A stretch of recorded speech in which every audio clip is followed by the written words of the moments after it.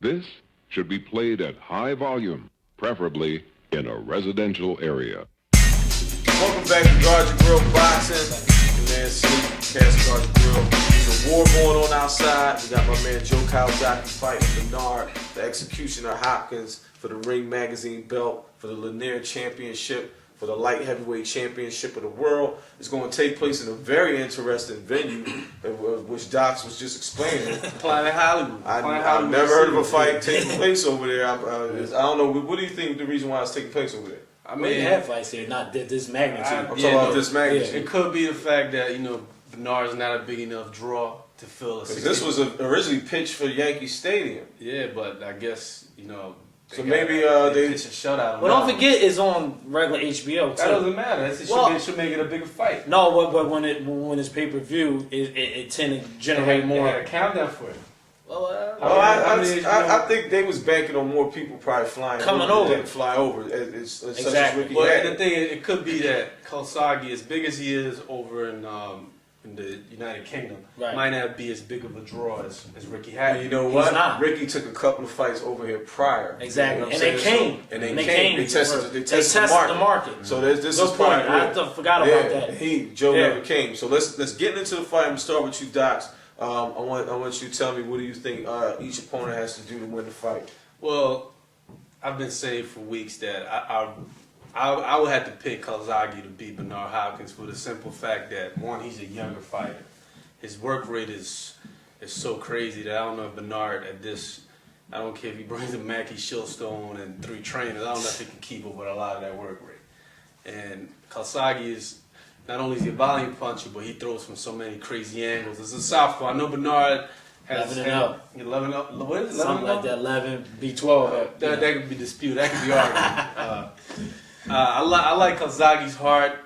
He's very strong. He's not like Winky coming up. Winky to me was a blown up middleweight.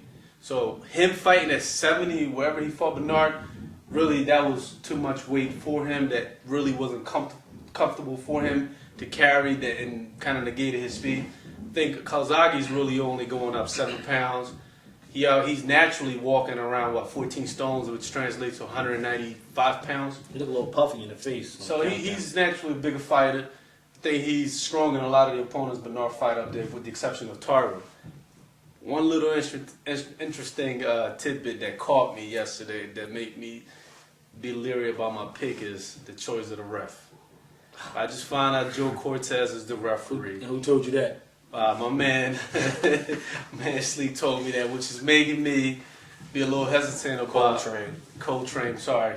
Yeah, the one put Sleep out there. We know how Bernard feels about Cortez, and we know if Bernard plays mind games with Joe Cortez. He has pimped him in the past. Hey, let's take it back to the Wiki Right fight. Wiki Right fight. And what I tell you, he's never been penalized in a major fight. And that's amazing. That's an amazing statistic, considering Bernard is one of the exceptional, probably the best inside fighter in boxing. How do you have to fight? Split decision in favor of Joe Calzaghe. It is a knockout. Bernard might, Coltrane, how do you feel? What does each fighter have to do to win the fight, and how do you feel the outcome? Well, first of all, to all my chaps, my lads, and my mates out there, Coltrane was the only one on this Guard Your Grill boxing panel when we did our pound for pound rankings. Gave Joe Calzaghe the number 2. I still believe this. He's the number 2 best fighter in the world. But no, I'm just saying. I have to preface my statement before I get into this. And for the record, styles make fights. Styles do make fights. No doubt about it. But Joe Calzaghe, I mean, what's not to like about the guy? Like you said, he got hard, exceptional feet work. He throw punches from all types of crazy angles. I mean, he fought Jeff Lacey. Everybody over here. And I dare for people to lie that if you're from the U.S., I don't know about the UK, everybody was picking Jeff Lacey to beat all the boxing websites out there. It was pretty much unanimous that they said, Joe Calzaghe hasn't fought anybody and Jeff Lacey's going to dominate him. Well, when that fight happened, it was the most lopsided super middleweight title fight I've seen since James Toney fought who? Roy Jones Jr. And this one might even been worse because got him from a chicken hawk. So props to Joe Calzaghe. Now let's get into the fight. What Joe needs to do to win the fight, as Doc said, he has to get off early and it's more so what Bernard doesn't do more than what Joe do. to win the fight. What I mean by that, if Bernard starts off the way he did in the Taylor fights, which I don't think he will because Joe don't bring the punch that Taylor brought, and the respect factor ain't going to be there. So I think Bernard going to get busy early. But anyway, if Bernard don't get busy early, then Joe probably going to be up on points, and he'll probably want a close decision.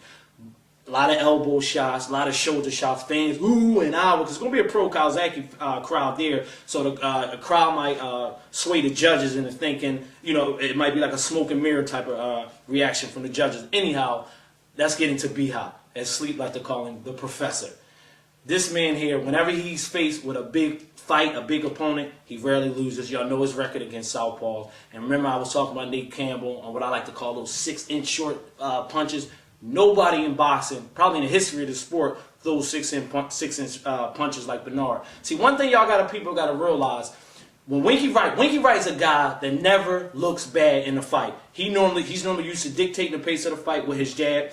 When he fought Bernard Hopkins, Winky being a technician was sloppy in a fight. When have you seen Winky Wright throw punches from 2-3 feet away? Winky was doing something that was out of character. And that's dictated by who? See, listen, this is one thing y'all gotta understand out there, GYGB family. Bernard, he takes your best weapon and makes it your disadvantage. What Bernard is gonna do, he's gonna shorten the ring up, those inside punches, put wear and tear, hit you all in the hip, torso area, the stuff that the refs can't see, and y'all might think Joe's winning a round, and then they show the replay, and you're going to see the work that Bernard did. Unfortunately, the judges don't see the instant replay. Well, yeah, that's true. But here's the thing, because I'm actually predicting a knockout in this fight. I think with Bernard, if it was 15-round fights, Winky would have got knocked out by Bernard Hopkins. The physical style of Bernard Hopkins and Joe Calzaghe, I think his windows might get tinted in this fight. And what I mean by that, he might have 2 shiners under both eyes because I think Joe bruised a little easy. And don't forget about this. This is key here.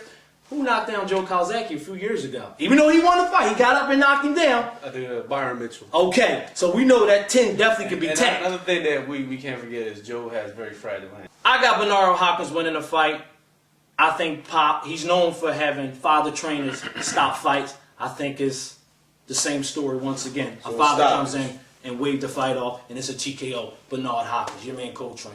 Big Mike. How do you see the fight going? What do you think each fighter has to do to win the fight? And who do you have winning? Well, I can tell you how the fight's going to be. I think it's going to be probably a replay of the Winky fight. I think to your average boxing fan, it's probably going to be a very boring fight with a whole bunch of clinches and a whole bunch of inside, and I think that's the way he's going to negate Calzaghe's work rate. He's going to punch and hold. It's going to look ugly. He's probably going to frustrate him. He's not going to be able to streamline his punches or get his punches off. That's how he's going to do it. He's going to smother him the whole time. To everyone else, it's going to look like a very boring fight. To my colleagues here, it's going to be that sweet science that they love. All right, first of all, Joe possesses a lot of natural abilities. He's very fast. He has pretty good footwork. He throws punches in volumes. In order for Joe to win this fight, Joe basically has to attack in a cautious manner. And I say specifically, I think is when Bernard tries to counter punch. And when Bernard usually counter punches, he'll throw the punch and defensively he'll roll around the opposition to shift the opposition out of position. When that happens, Joe has to be active enough to keep them hands flying. You know the terminology, Joe Cal slappy. You got to keep the hands flying in that instant. The way I see the fight going is there's a very interesting DVD that you can pick up. And there's a movie that I saw before. It's called Phone Booth. Now, initially, I had this fight going. I thought it was going to be a very interesting fight because I thought Bernard was going to sit there and throw the pole. I call it the pole in the staff. All set Joe's timing, spin him around, and do those little cheap shots. And I said, I don't know if Bernard can actually win a fight that way because he might not have the work rate, to compete with Joe's volume punching, even if Joe, like Coltrane says, hitting the elbows. Fight with Campbell versus Diaz recently, and it put a light bulb over my head. I said, that looks real familiar. And I said, that is the blueprint to beat Joe Calzaghe. I'm going to tell you the problem with Joe Calzaghe. Joe Calzaghe does not have a very legitimate jab. And people don't understand this. He frustrates people with his speed. No disrespect to Kessler, no disrespect to Jeff Lacey. You got to understand something. These fighters are nowhere near the stratosphere of the type of opponent he's going to fight. Like that. Joe has never fought a slick boxer with these type of tools in his tool chest. Joe has a very kind of unconventional style. He puts his hands down a lot. He overwhelms you. The problem with that in this fight, he's going to deal with a man who's going to offset his timing every time he does that because he does not have a legitimate jab. The second thing is the physicality aspect of this fight, and that's when I'm bringing up the phone booth. When that bell rings, you're gonna see the early rounds. Joe gonna land a couple of firsts, but you're gonna see a lot of wrestling in the ring, a lot of clinching, a lot of inside punches that's gonna wear Joe down. I think Joe bringing it up to this weight, even though it seems like a short distance. That's the sucker bet that we was talking about with Winky before. Is the old head saying, "Come on to my block, come fight at my level." Bernard's been there for a minute now, y'all. It's been 2 years. Not to mention how he's being built. He's been there for 2 years. He's comfortable there. I think we're going to see in the club. I think we're going to see a battered and bruised Joe Calzaghe, who, for the first time in your life, you're going to see him fatigued and drained in the late rounds, and we could see a possible knockout.